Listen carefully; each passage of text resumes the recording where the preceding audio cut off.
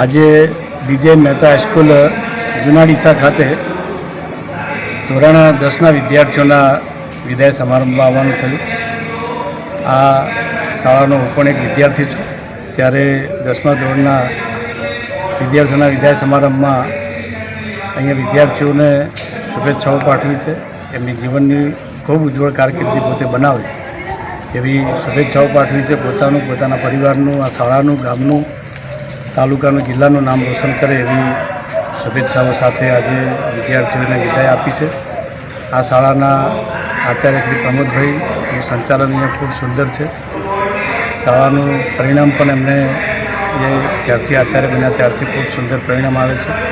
જોકે ગામના વાલીઓ, ગામના આ શાળાના ટ્રસ્ટીઓ પણ આ શાળાનો વિકાસ થાય, શાળાના વિદ્યાર્થીઓને સારું શિક્ષણ મળે એના માટે સતત ચિંતિત છે।